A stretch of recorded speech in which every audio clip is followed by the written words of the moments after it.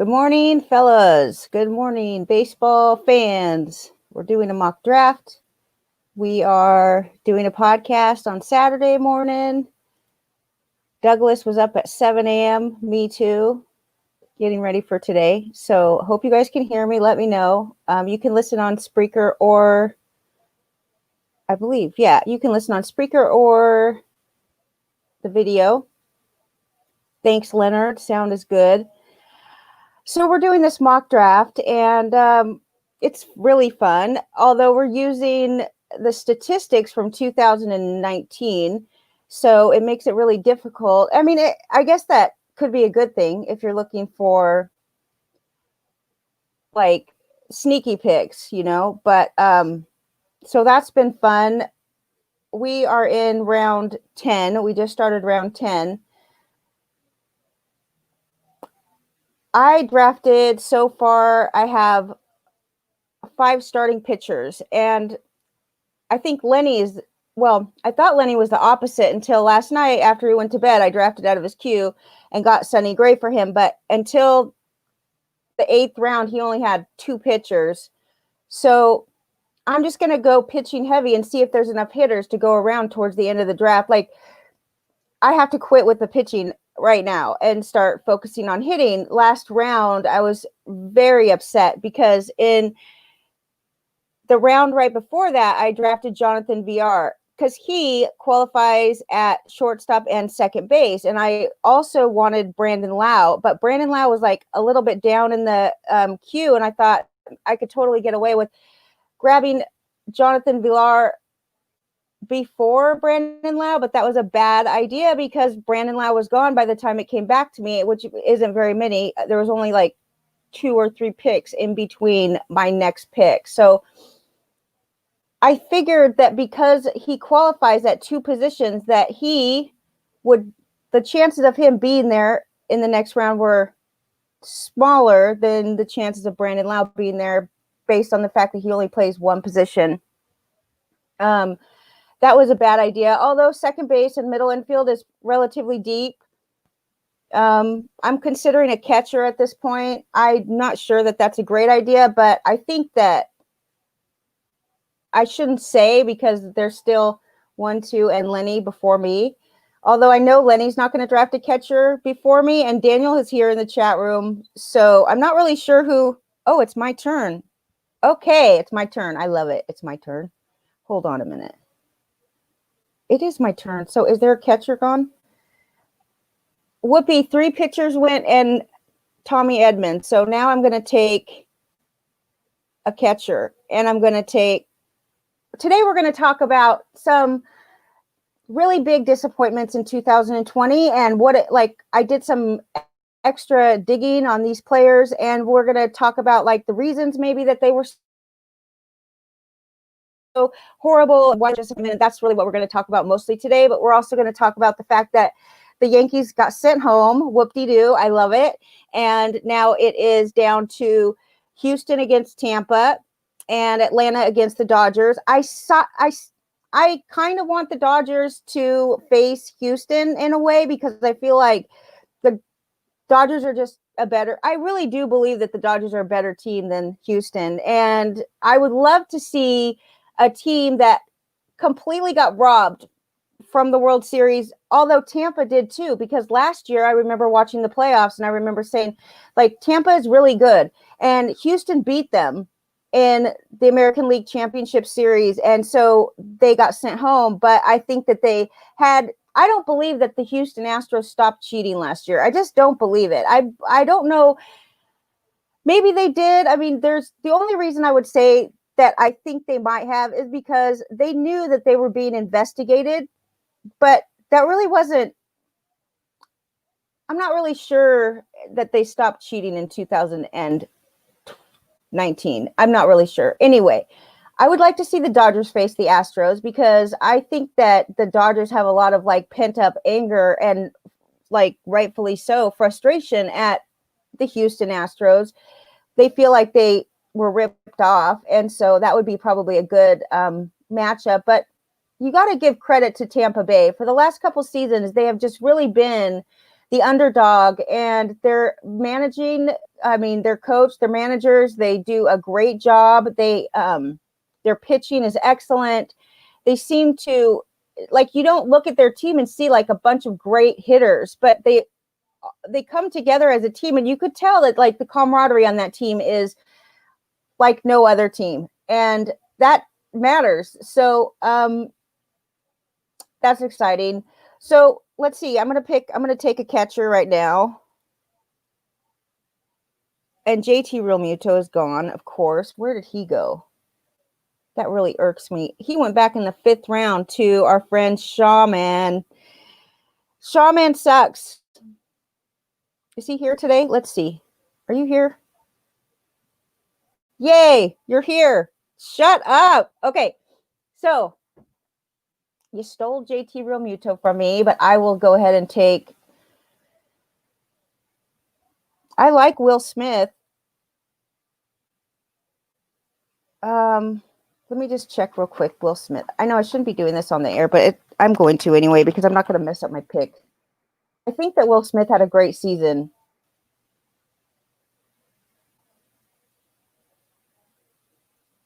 Of course, I can't find him. Will Smith, the catcher. Thank you.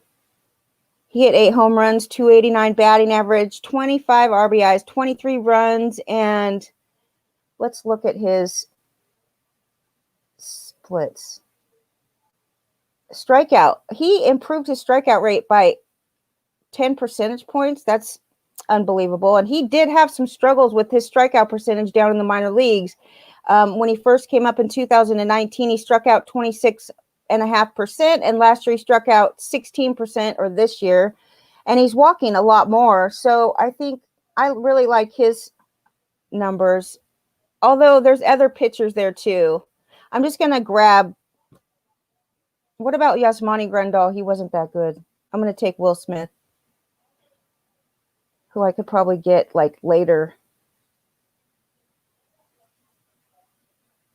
This is tough. I don't want to hold you guys up.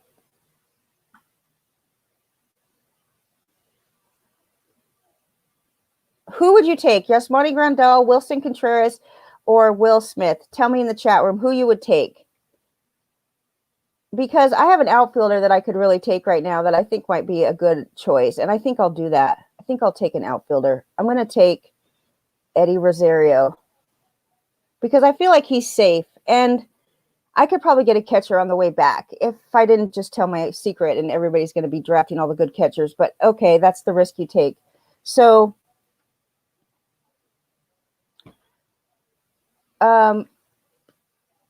let's talk about the game last night. What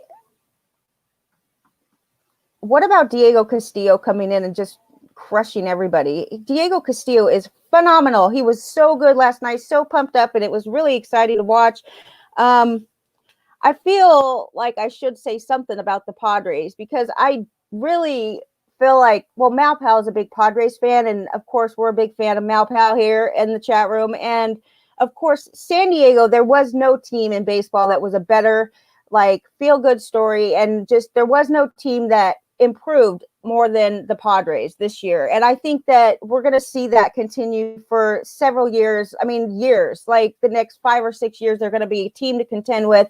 And if the Dodgers don't start winning, because the Dodgers have been to the World Series like countless times, they never win. So the Padres will take over the National League West if the Dodgers aren't careful. And the fact that they went all out for Clevinger, and it sucks that he was injured, but I don't really think that that was the underlying problem of why they didn't win, although it could have been between him and Lamet. Neither one of them were healthy going into the offseason, and Chris Paddock had a really disappointing season. I drafted Chris Paddock in this draft in the 8th round, and I feel like he had such a good season. Now, whether or not the hitters like figured him out, or if he just had an off season, that's yet to be determined. But I still think that he has the really good underlying skills to be a good pitcher again next year. And with the reinforcement of Lamet and Clevinger on the Padres, I think that he will be a good decent sleeper pick in drafts coming up this next season. I love it. I got Kyle Hendricks, Zach Gallen, Trevor Bauer, and Brandon Woodruff. I had to draft Trevor Bauer in the second round. Is he worth the second round pick? Man, I am really on the fence about that. I don't really like drafting him that early. I really don't. But I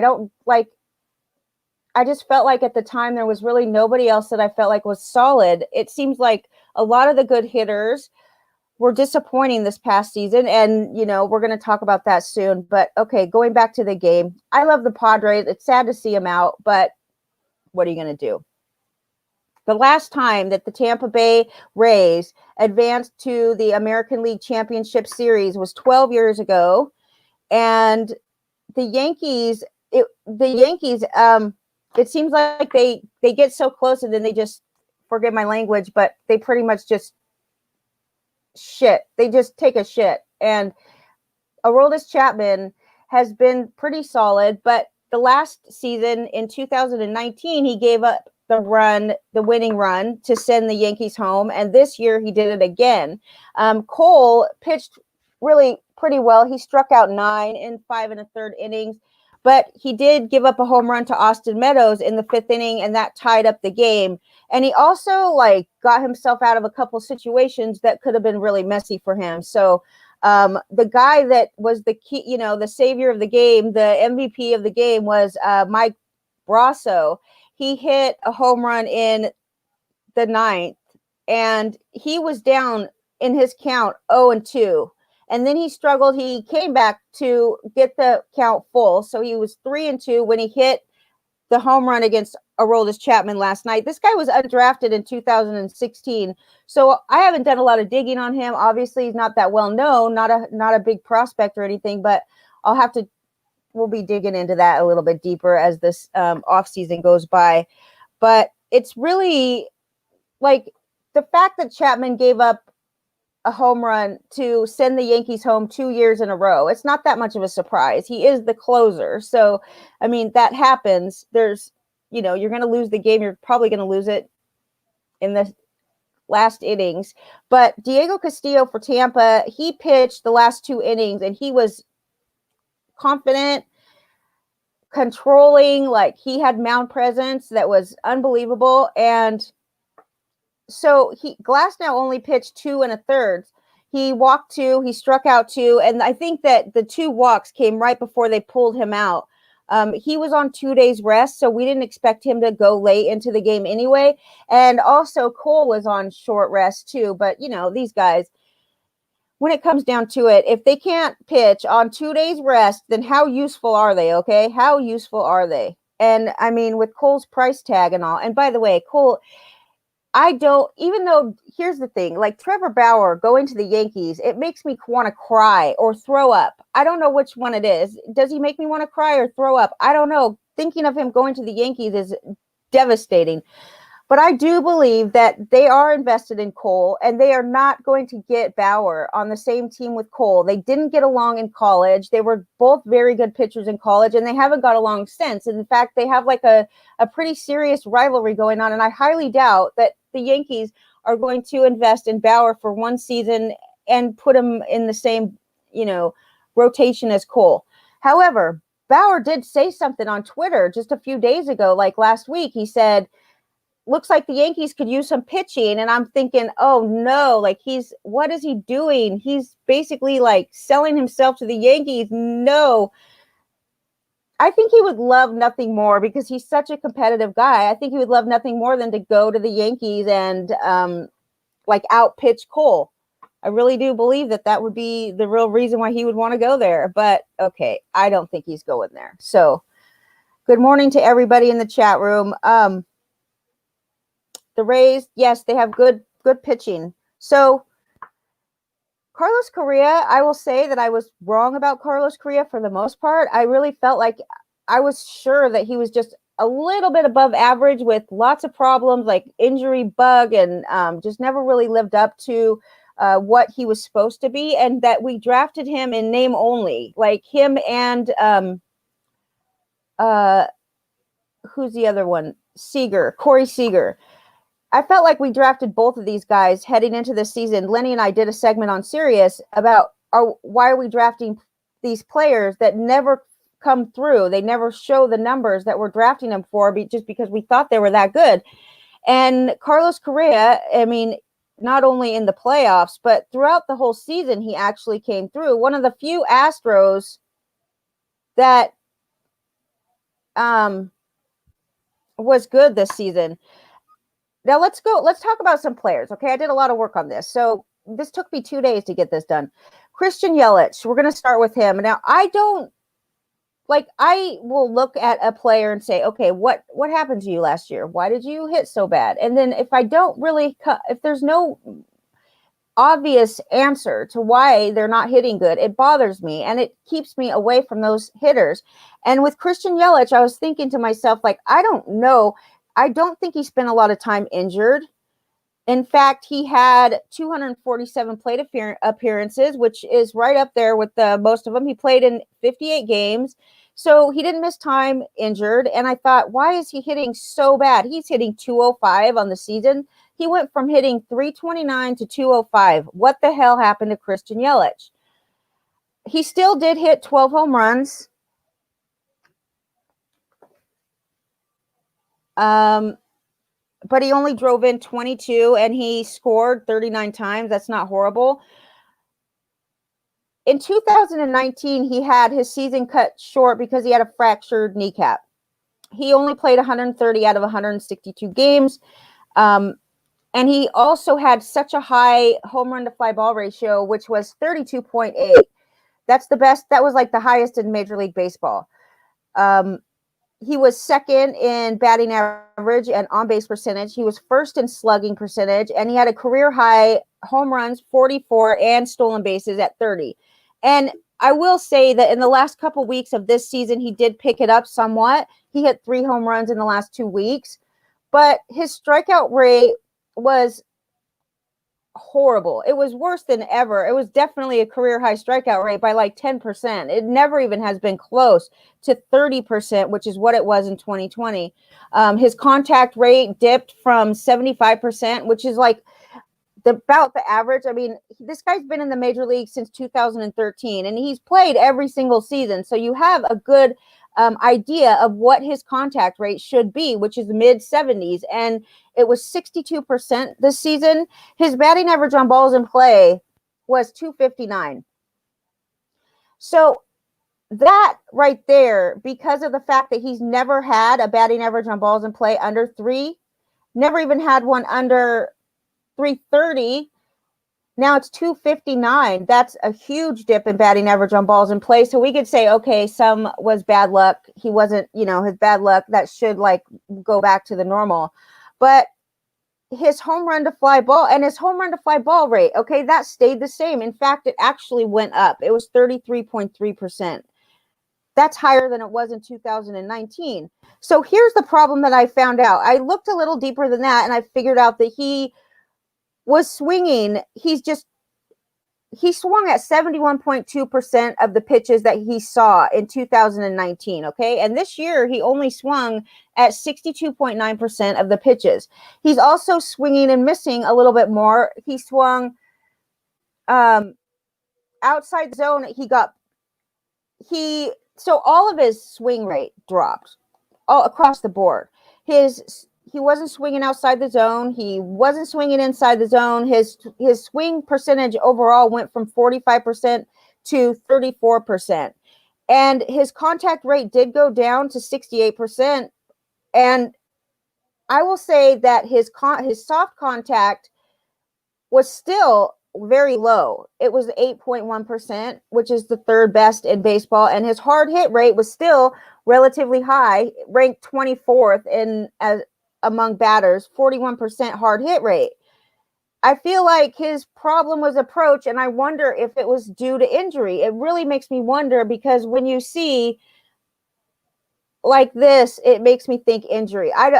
There's just no other explanation for Yelich, and I'm definitely not drafting him anywhere close to where I would have drafted him this past season because without missing any games, pretty much playing in every game, and no explanation for why his contact rate. He didn't swing very often. I wonder what that's all about. How old is he? He is 28 years old. So this year he's coming up. He's 29 years old, and like I said, he did pick it up a little bit in the last couple of weeks of the season, but I'm not really that fond. Next batter up is Cody Bellinger. What happened to Cody Bellinger? Now, Cody Bellinger is the opposite of Yelich, he's swinging he's swinging more than he ever has before, and he is swinging outside the zone. He's swinging at balls inside the zone. His swing percentage went up just from 44% to 47%. His contact rate is actually higher than it was last year at 78.9%, which is very good. His swinging strikeout rate went up just a little bit. His swinging strike rate and his first pitch strike went up some, but not very much. His hard hit rate, though, went down 10 percentage points. Went from 49.2 to 38%, which means and it didn't really increase his soft hit. His soft didn't go up that much. It was mostly just the medium. His sprint speed is down, but he's still, even though it's down, he's still a fast runner. He's still in like the top 75% in speed. So his strikeout percentage went from 16 to 17%. So his strikeout percentage is not crazy. It did not go crazy out of control. And his contact percentage is still the same. I do like Bellinger for next year. I do not think that this is going to be a problem going forward. Although for Bellinger,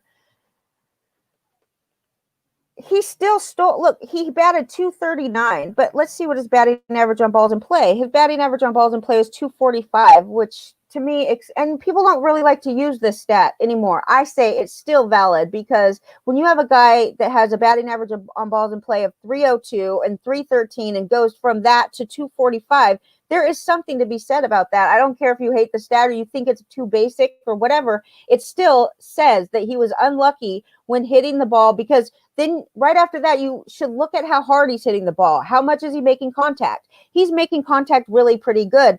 His hard hit did go down, and I think that is a lot has to do with the fact that he's swinging at pitches that he shouldn't be swinging at.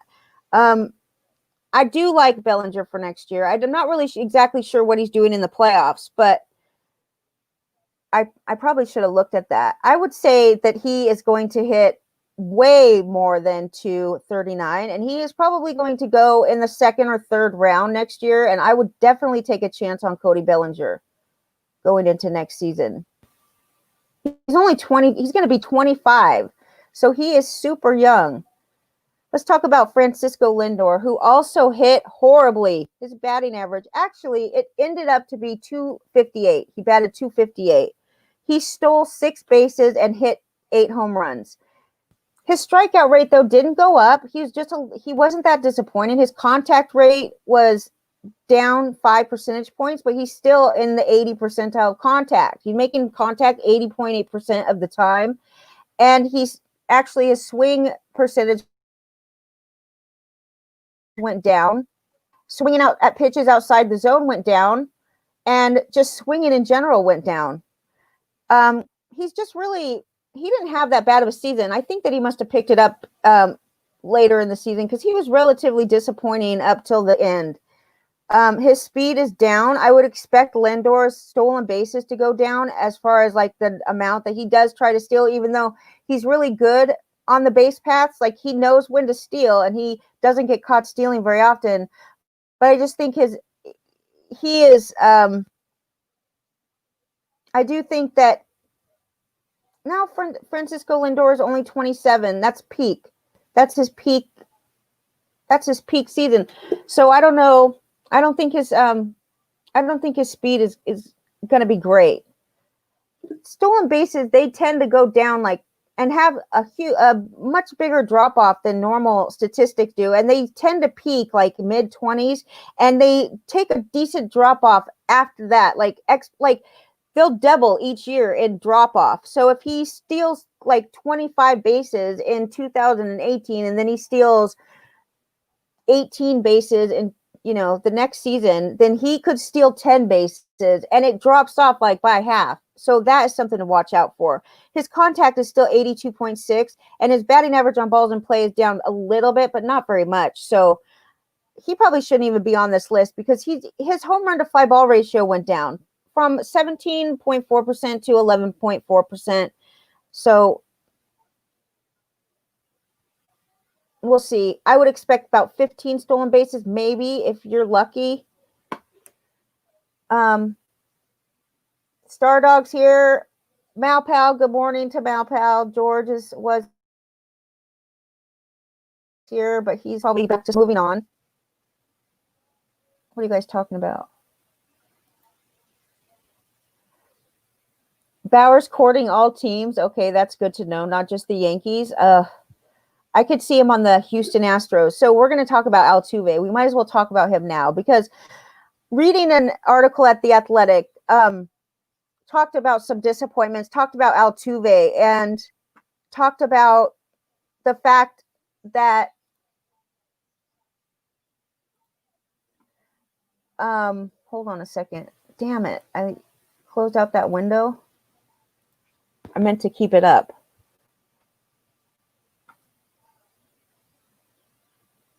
One second. There's comments. Sometimes the best part of an article is the comment section. And you really I just think it gives you more of a well-rounded point of view, not just the author's point of view, but the fans, what are they thinking and stuff. So here is what was written about Altuve. Now, this article is from Gene McCaffrey, one guy that we've known for a long, long time. He said, gee, I hate to say it, but Altuve swinging at more balls while taking more strikes is consistent with not knowing what pitch is coming. One can't help but extend the analysis to the whole Astros team as their WOBA has fallen from 355 to 312, from the best in baseball to the 19th best. You can find other reasons if you look under the right rocks. Okay. He says this is perhaps unfair. Altuve's strikeout rate has risen every year since 2014, although this year's 19.2% is still not bad by the 2020 MLB rate of 23.2%. Nothing really explains hitting 216. This article was written in the middle of September, so things have changed a little bit since then, but I'm just reading to you what he wrote about Altuve. Nothing really explains him hitting 216 except for his 254 batting average on balls in play, about 75 points lower than his career rate. But that just says how and not why. Altuve's ADP of 40 was something of a hint that the public was also expecting a decline. I don't know, and when I don't know, I don't pay retail. So this is for next year. But here's one guy. I can't believe this guy. It's this good. It's this rich. Okay. You can't even make it up. So this guy, Rick R., he says, and he's angry. You could just tell. Astros haven't been stealing signs illegally for 2 seasons. Your Altuve explanation doesn't wash. Besides, he didn't use the trash can system anyway. What does the Astros,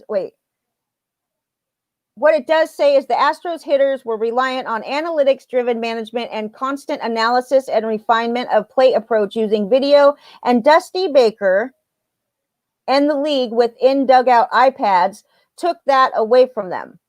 Want to blame someone for the Astros hitting woes 2 seasons out from breaking the rules with good numbers without cheating under the analytical approach last season? Look at the old school and see it and hit it manager. Basically blaming Dusty Baker for the Houston Astros problems this year. And he says, frankly, I can't see one reason why they would extend Dusty's contract after this disaster of a season. They need to let analytics-friendly general manager Click hire his own man. Okay. Basically, I just think to myself, like, okay, first of all, you don't know when the Astros stopped cheating, and you don't know just because Correa says that Altuve wasn't cheating, it certainly doesn't mean that he wasn't cheating. There's like all kinds of truths, half truths, flat out lies. There's no truth to the story that we've been told by Major League Baseball or the Astros, frankly. And if you need an iPad in the dugout to be a good hitter, I mean, I can understand like the whole idea of relying on analytics, because the Astros have been a team that have been at the forefront of analytics. But come on, man. The whole Astros team did not hit well this year. And I am not surprised one bit, because if you think about it, I don't believe they stopped cheating either. Not fully anyways. I think that they still found ways around it. Even the fact that they had the camera out in the center field, and I just don't buy it. And I think that when you don't practice baseball, you don't practice standing at the plate, knowing which pitches are coming, being able to use your eye and like exercising your skill to see what pitches are coming and to react without any kind of assistance, then your skills are going to not be as fresh as if you actually were using them like the whole time. So I don't know why it would be a good idea to blame Dusty Baker, although I'm not a fan of Dusty Baker by any means. I think that he's babies his players, and not to say that the Astros didn't need that this year, because they probably did need a guy that was going to like really support them instead of be a hard ass on them. And look where they are right now. So, I mean, like I said, this article was written in mid-September. This guy commented on September 20th. So, I mean, a lot's happened in the last couple of weeks, but Altuve, here's what I got out of Altuve. He's swinging more at pitches outside the zone because his eye is not that great, not as good as we thought it was. He's making contact just a tad bit less, not even worth mentioning. His contact rate is, we could say it's pretty much the same. So when he is making contact at the same rate that he was, but he's swinging at more balls outside the zone. He went from 30.8% to 35%. He made contact on 65% of those pitches outside the zone, and he basically watched more pitches in the zone just fly by.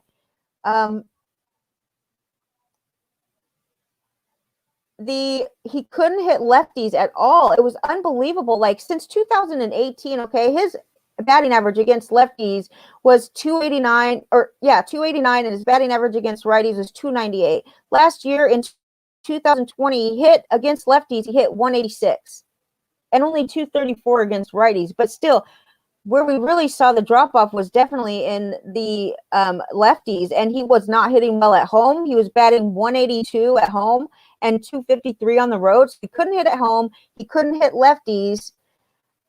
His average exit velocity went down 7 percentage points, 7 miles per hour. It went from 87.3 to 80.6 miles per hour. His max exit velocity, though, was actually higher than his max exit velocity last year, but that doesn't mean anything. It's only one hit. So his percentage of hit balls that were exit velocity above. Let me start over. The percentage of hit balls with an exit velocity of 95 miles per hour or higher went from 35.4 to 22.8%. So he just wasn't hitting the ball as hard. His hard hit rate went from 40.9% to 30.7%. That's 10 percentage points in hard hit. And I don't know. Max home run, his average home run distance was the same as it was last year, 396. But that doesn't really say much. His launch angle did go down from 9.8 to 7.2 degrees. I think his hard hit rate says something, though. His strikeout rate has always been super low. And you know, that's really what you can count on Altuve for every year. His strikeout percentage did not go above 20, although it has been rising every year since 2017. It used to be 9%, then 12.7, 13.2, 15%, and then last year was 18.6%. So definitely not showing the streak in the right direction there. And he is going to be 31. I don't know if 31 is old. I mean, I guess in baseball years, it's like on the wrong side of 30, but it's still not old enough to explain woes like this. In fact, like age should never really explain a drastic fall in multiple categories at the same time. It should be like, except for stolen bases, but it should be like a small incremental, anyway. Let's see what else we got. He's hitting 219. His batting average on balls in play is 250, 75% lower than his career rate. So, okay, got a little bit unlucky there, right? 219 is his batting average, this guy.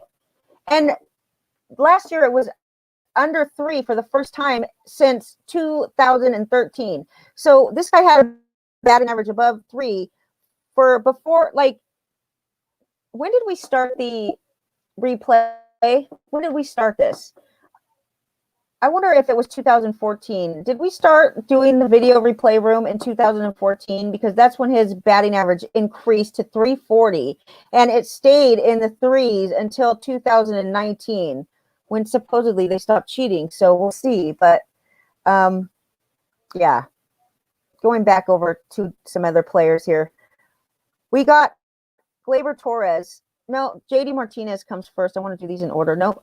Okay, Nolan Arenado. Nolan Arenado, signed an 8-year extension in February of 2019, but he's obviously shown that he's not very pleased with the Colorado Rockies and their unwillingness to build a team to win. And that's what they promised him when he signed with them, when he signed an extension, and that he feels like they're not doing that because they haven't really invested in much. Maybe they haven't invested at all since he signed that extension. So he was literally the poster boy for consistency going into this season. He hit between 287 and 315 with 37 to 42 home runs and 110 or more RBIs each season since 2015. He hit exactly 315 against both lefties and righties in 2019, which is way above average. And he hit 277 with a 346 on base percentage, which was up from 248 to 248 batting average and 325 on base percentage in 2018. So this past season, he hit 8 home runs, 26 RBIs, which is like half of what the top guy got. His batting average went from like 290 or 315 to 250. And what happened? So his shoulder was bothering him most of the season, and he used to be okay both at home and on the road. I mean, there are some splits going on when you consider Coors Field as your home ballpark, but his stats away from Coors this season were 227, and at home his batting average was 227, and on the road his batting average was 227 on the road and 271 at home. He had a career low batting average, the lowest on-base percentage in 7 seasons. His contact percentage was actually up. Okay, it went from 84% to 89%.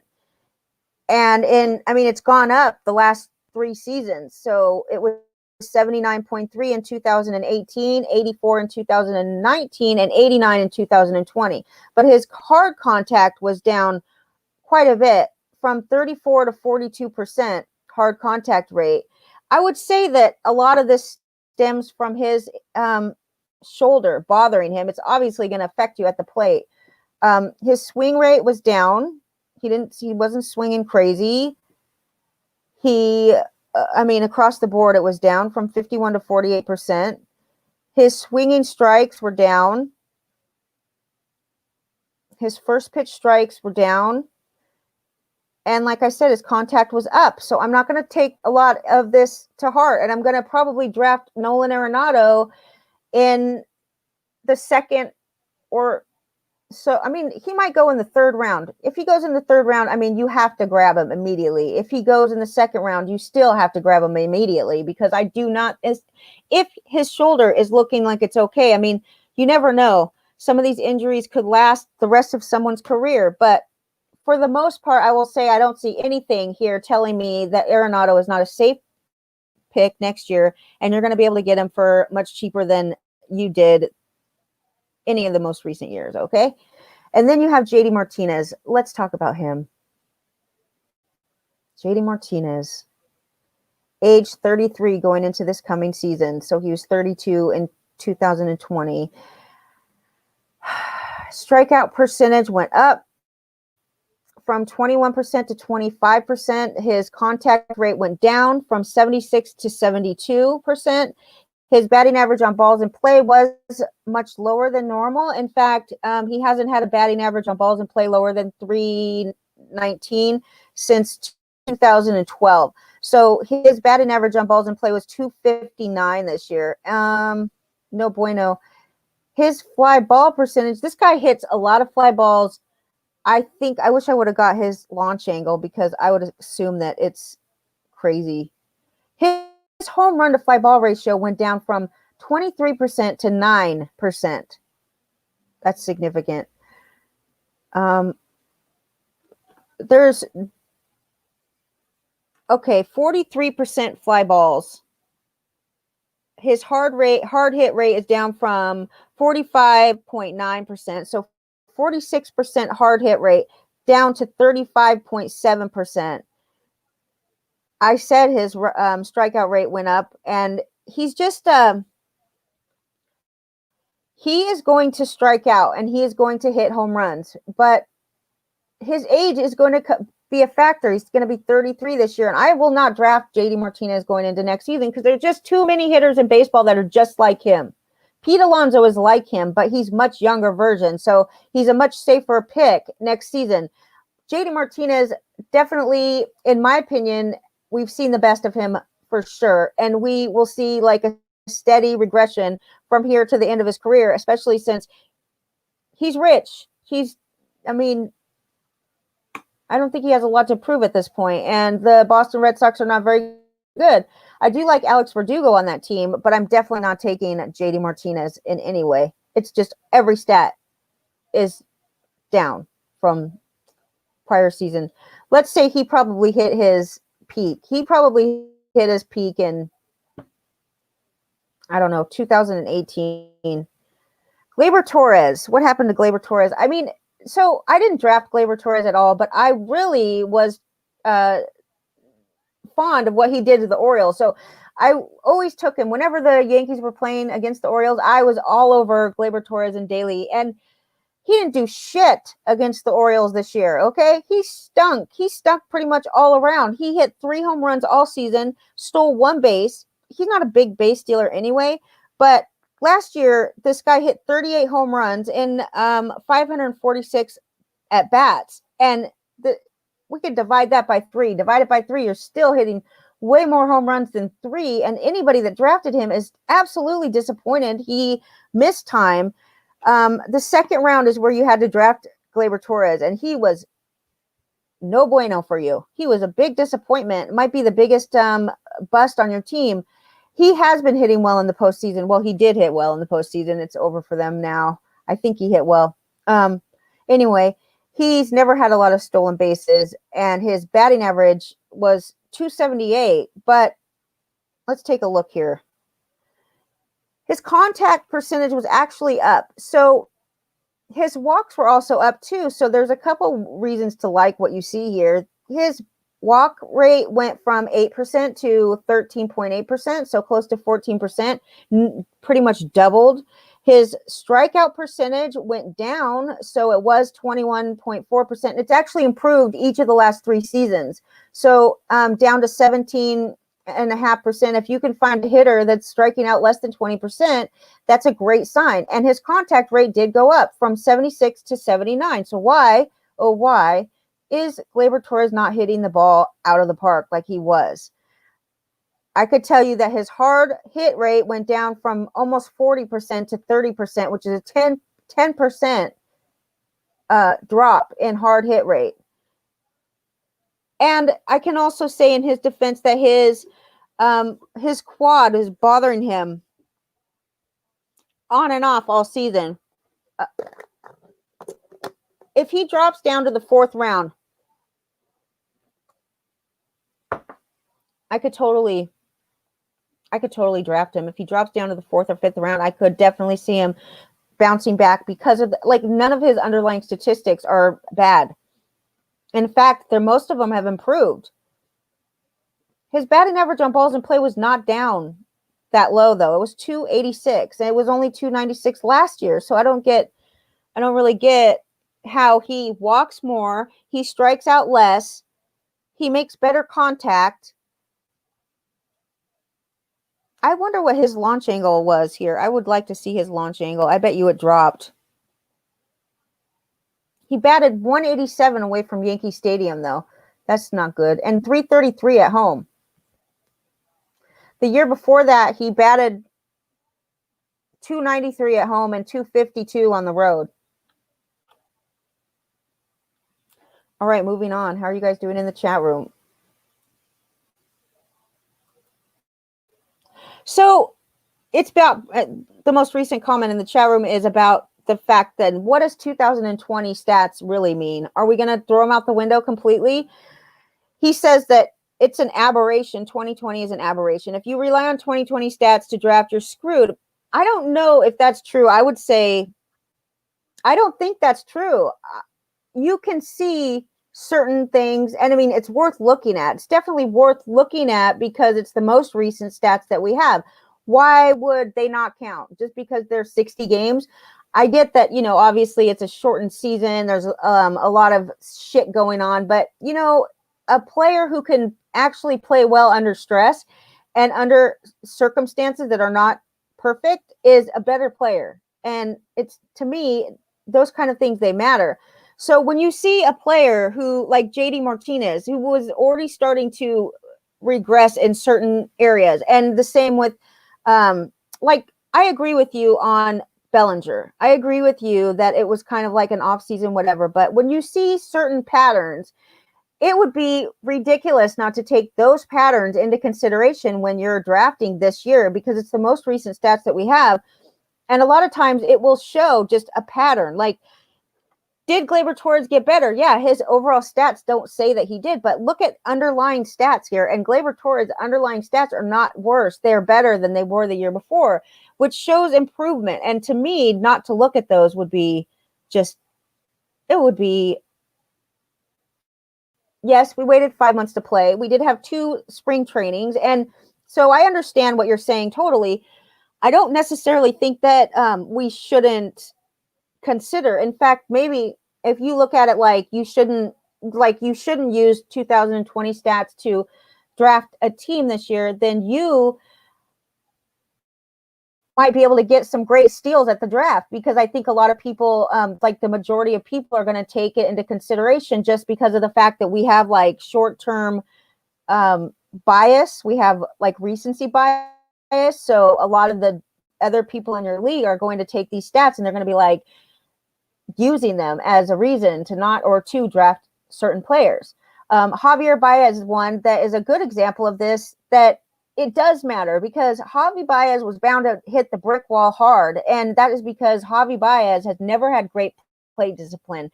And he's always had a strikeout rate that was just too high to maintain such a good batting average. Javi Baez is, I mean, he went from batting 290, 281 to 203. How can you not take that into consideration when he struck out over 30% of the time? And his strikeout percentage has been increasing each season.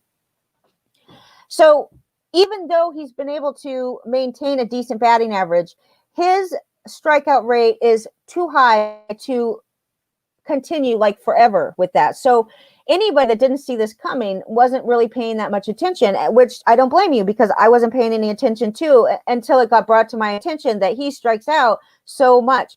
And I was like, what? He couldn't, you just assume that these hitters are, if they're batting 290, that they're not striking out 30%, but he sure shit, he was striking out 28%, 26%, and you just can't sustain it, especially when you're only walking 3% or 5%, which he's never been great at walking.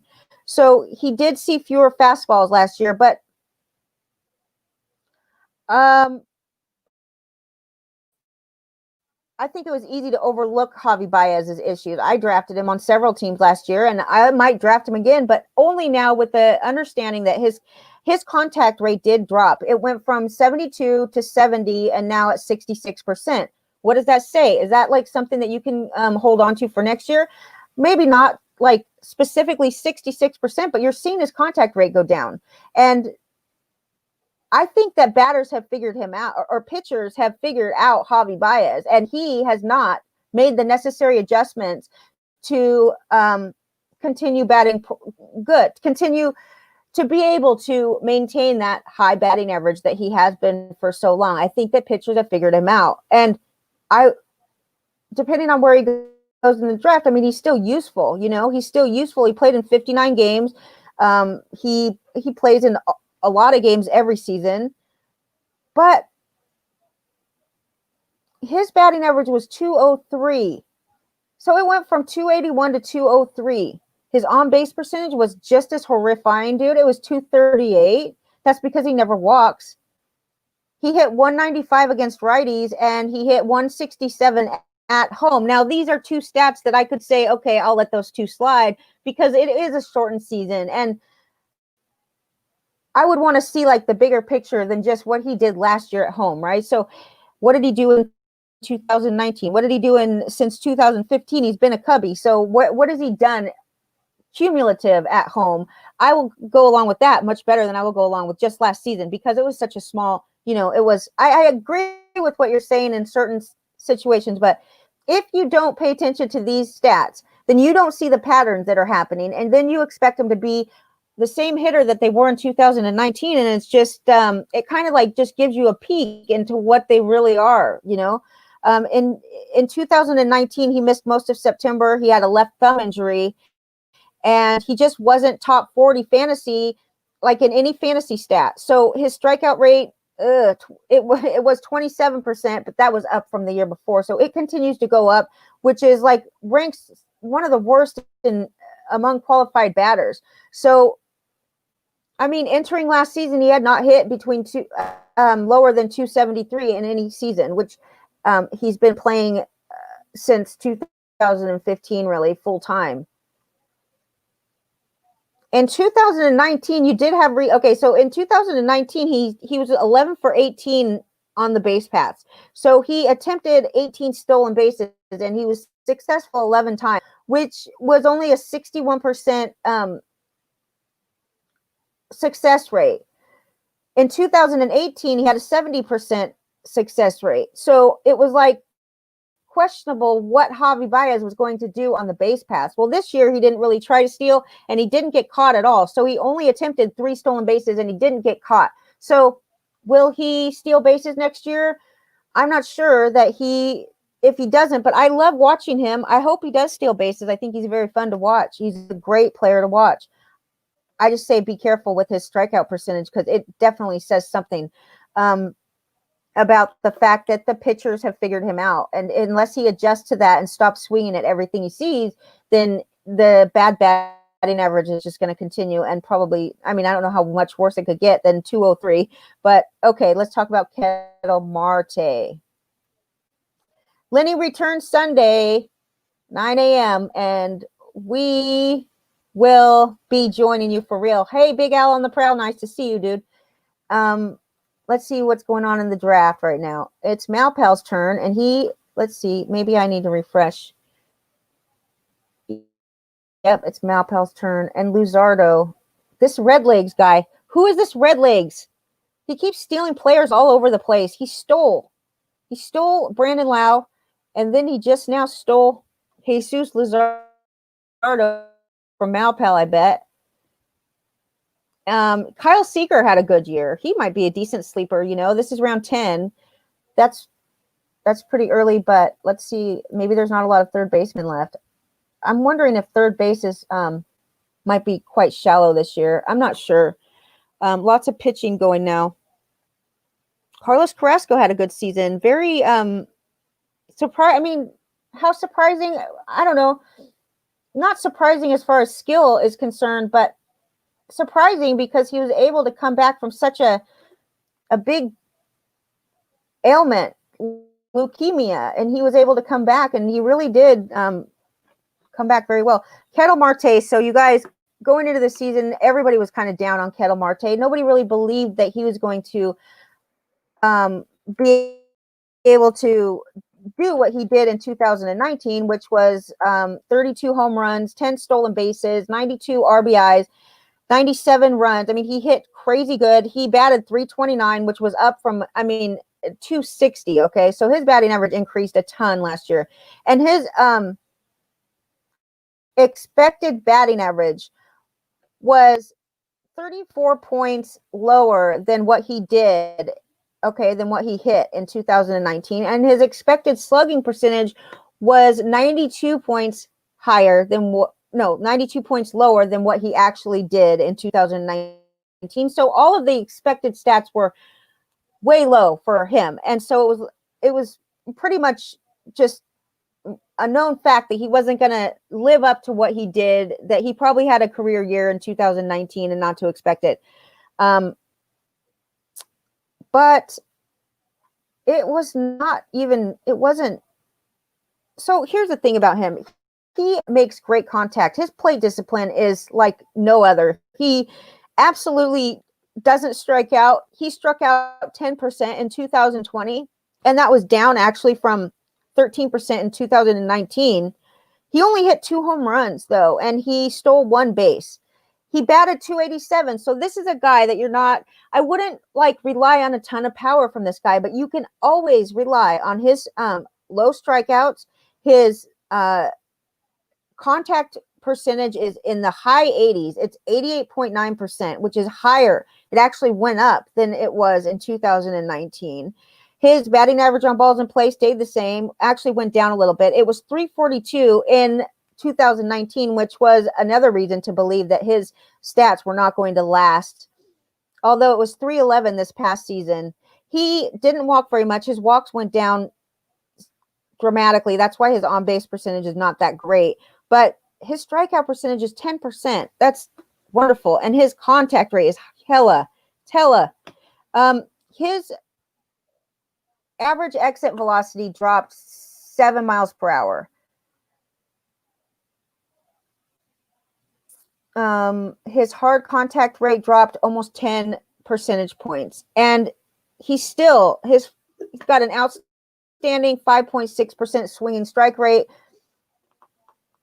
But he started, if he could not get going and get behind in the count immediately, because that's what he's been doing, over half of his plate appearances started out with a count 0 and something. So he was never ahead in the count. It always seemed like he was trying to start from behind the line, and he still hit 280. His power pretty much disappeared as quickly as it appeared, and I still like him, though. I think that his launch angle didn't go down that much. His max exit velocity was 115.9 miles per hour, which was similar to the max exit velocity in 2019, 116 miles per hour. But his average exit velocity was down from 90 to 83.7, which is something that we kind of expected anyways. I still don't think that, yes, he was disappointing. Was he so disappointing that you wouldn't draft him again? No, I don't think so. I don't think you can expect 35 or 40 home runs out of him, but you should get a decent amount of home runs still.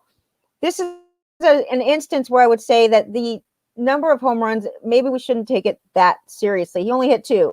From 32 to 2, of course, it's shortened season. So, but average that out over a full season, that's only 6. So basically from 32 home runs to 6 home runs. And that's a huge drop off in power. Obviously 2019 was a career season for Ketel Marte, but he's still worth being on your roster. And that's that. Altuve, we already talked about. Pete Alonso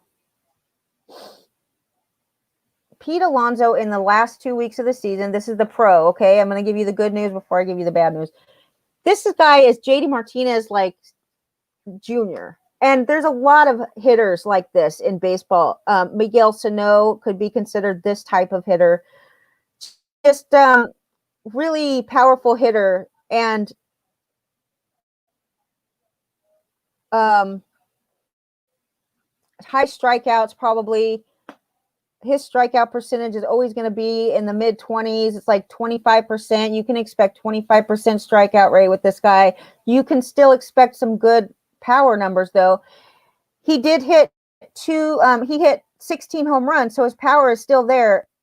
His 231 batting average, though, is not probably going to be that crazy. I mean, I would say that he's on this list only because of where you had to draft Pete Alonso, and not because he's a horrible player, but you need to know what he is. And what he is a very hard hitter with good power and bad strikeouts. Does he walk? Let's see. Does he walk?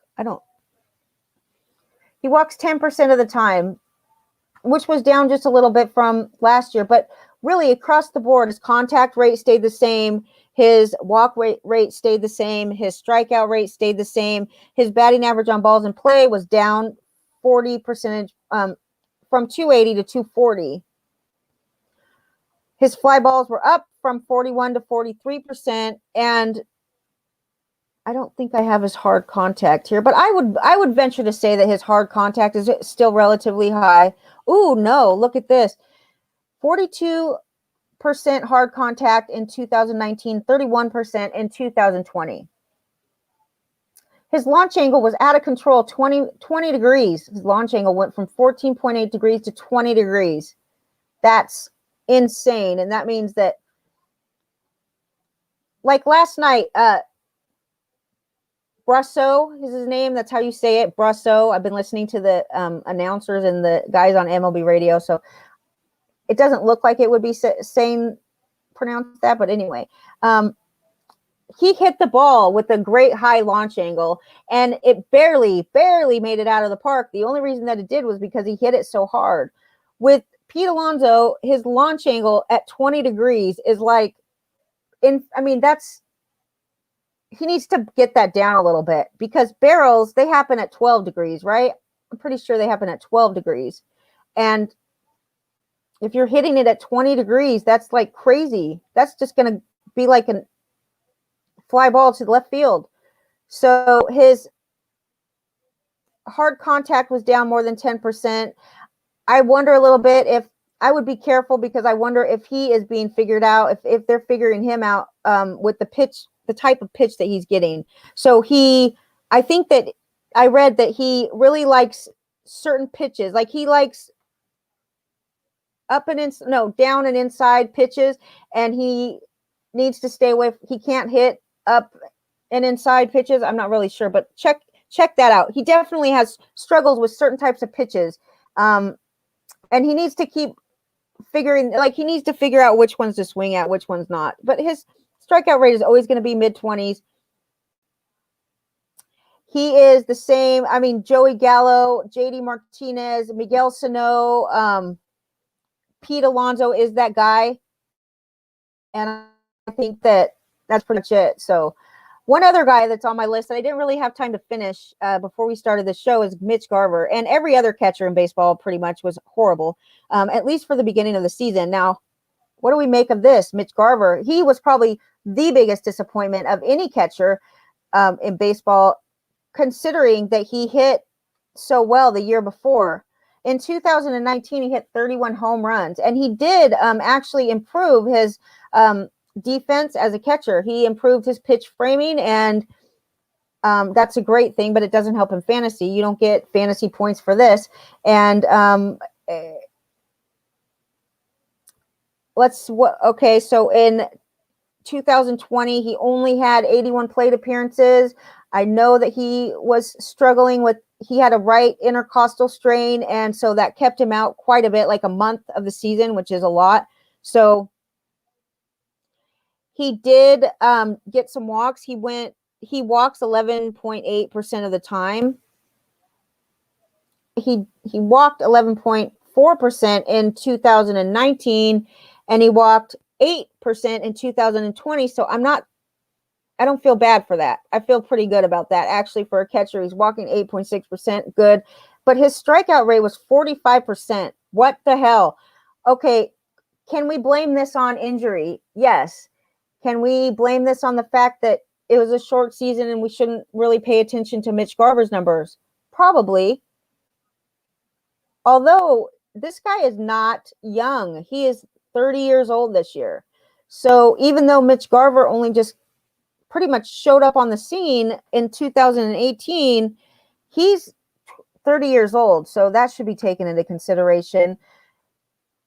He strikes out normally about 25% of the time. But his batting average on balls in play was up. His contact rate was horrible. It was 48% last year. Normally it's 70, the mid 70s. It's 48%. I'm going to say that I'm going to give Mitch Garver the benefit of the doubt, and I'm going to probably draft him again, especially since I know what he's capable of. And I believe that if he's healthy, then I think that he could put up numbers comparable to what he did in 2019. And I'm not going to hold it against him, the fact that he only had 5 RBIs and a 167 batting average. Horrible. But I also think that Minnesota is not ever going to put him behind the plate full time. So I don't think a lot of, there's most of the catchers in baseball are not going to be behind the plate more than like 60% of the time. Like, even the best ones are still limited on the number of plate appearances that they're going to get and opportunities that they're going to get for fantasy. And even when he was hitting excellent, they still only gave him 359 plate appearances, and they have a backup catcher that they were using towards the end of the season. I mean, maybe the whole time in 2020, they were using their backup plan even when Garver was healthy because he was hitting so bad. He was horrible against righties. I put on here he's horrible against lefties, but I'm looking right at the numbers, and it says that he hit 102 against right-handed pitchers and 304 against lefties.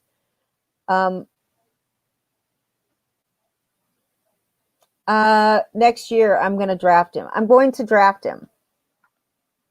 Definitely. Let me look at some other things.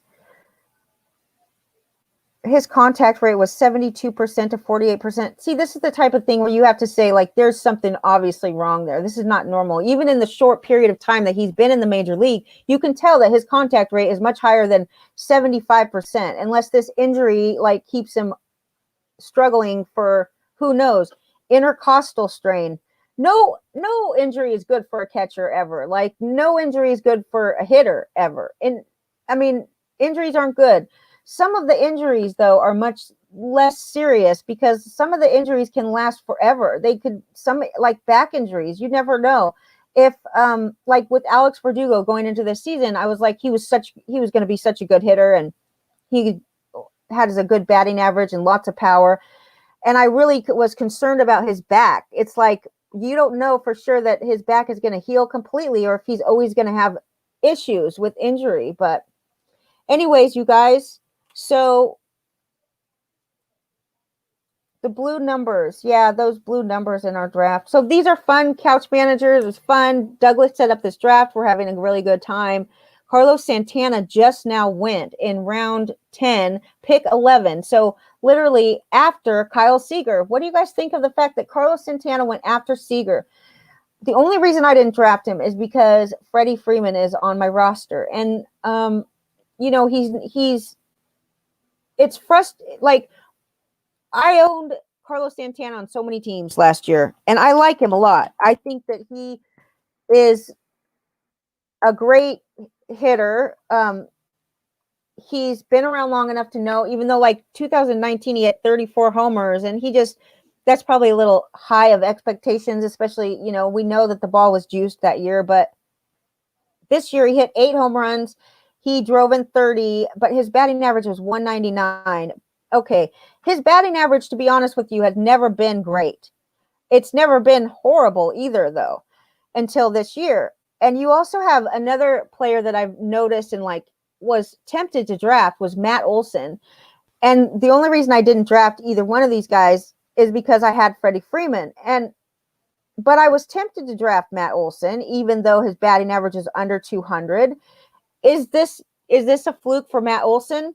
Now, I like totally sidestepped and went off from Carlos Santana onto Matt Olson. But where did Carlos Santana struggle last year? Where was his big problem? He didn't hit well on the road. He didn't hit well at home. His hard hit rate, it's in the red, so I know it's not great. It went from 43 to 34%. All of these hard hit rates, you can expect it to be, I guess, somewhat of a drop off because the ball, right? We can all agree that the ball was not the home run ball that we were using in 2019. And so you have to expect somewhat of a drop off in hard hit rate and exit velocity and all of these things. But I don't know how much, I do like Carlos Santana for sure in the 10th round with the pick 11. He's going to be 35 next year, and they'll probably have him DH. I'm assuming that they'll have him as DH for the most part. But then you got to put Franmil Reyes out in you got to put Franmil Reyes somewhere in the outfield, which would be right field. And Franmil was just as disappointing as anybody this year. Do you know who was good, though, for this team, the Cleveland Indians? What about Cesar Hernandez? He might have been the best pick of Lenny's in our combo draft. The Cesar Hernandez, what a great addition to any fantasy team. If you drafted him at the beginning of the year, you never once regretted it. He batted leadoff the whole time. He absolutely crushed it. And, we wondered if Cesar Hernandez was going to be that guy that we wanted him to be and a blah, blah, blah. But he certainly did not disappoint. And, I wonder where he went in this draft we're doing now. Maybe he's not. Maybe he's still there because he wasn't even really. Oh, he's still available. Okay. He's still available for those of you who need a second baseman. Matt Olson. What's up, Matt Olson? You've not been a great. Okay, look, him and Matt Chapman. Matt Olson and Matt Chapman are not great for batting average. They really haven't been, even though Matt Olson had a 267 average in 2019, he was 247 before that and 259 before that. So he's never been great. Okay, he hit 14 home runs this year. He stayed healthy the entire season. It looks like he participated in 60 games, which is wonderful, considering the year before that he missed 40 games. However, when he came back last year from injury, he started the season injured, remember that? And he just came back. He didn't even wait. He made up for lost time immediately. So why is Matt Olson hitting 199? And his strikeout rate is 31%. What do you make of that? The fact that his strikeout rate is actually increasing every year. From 2018, it's increased each season. His walk rate did go up some from 9% to 13.9%, that's good. His fly ball rate's high. His hard hit, let's see what. Okay, his hard hit rate went from 50 to 42.9. That's still amazing. That's still one of the highest. His launch angle, 22. It's launch angle. Maybe 20 degrees is not that much for launch angle because it looks like Matt Olson's hitting his launch angle 22.5%. He was hitting a ton of home runs. So what's the appropriate launch angle? I thought it was 12% or 12 degrees. I thought, a good launch angle is 12 degrees. Maybe it's higher than that. I could totally be wrong. I need to get some more knowledge about that. I have got knowledge about it, but I just forget it. I always forget the proper degrees because a barrel is it has to be hit a certain exit velocity. It has to have a certain launch angle to count as a barrel.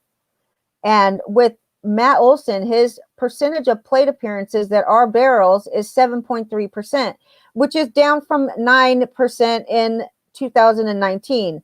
Still, he hits the ball pretty hard. His average exit velocity was down too, but I'm just more concerned about his batting average. And it's only because I don't think anybody questions whether or not Matt Olson can hit the ball hard. We question whether or not he's going to crush us in batting average for our fantasy team, because if you had him on your team this year, he really hurt you in batting average in roto leagues. for sure. There's no doubt about it. And in points leagues, it doesn't really matter too much. So Matt Olson might be better in points leagues. But let me look at the chat room. Maybe they're helping me out on the launch angle thing.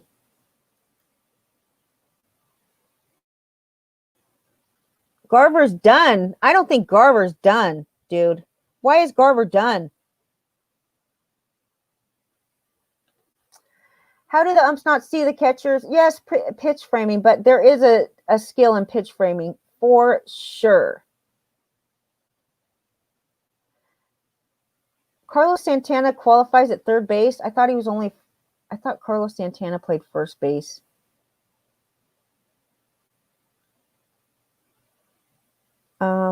That's about it, you guys. Put your lights on with Everlast. Shaman. Who's winning in our postseason league? Let's check it out real quick before we go.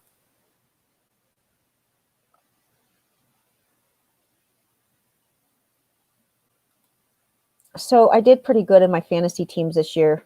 I really did. I came in. Can I log in, please? Fantrax is such a nightmare. Okay.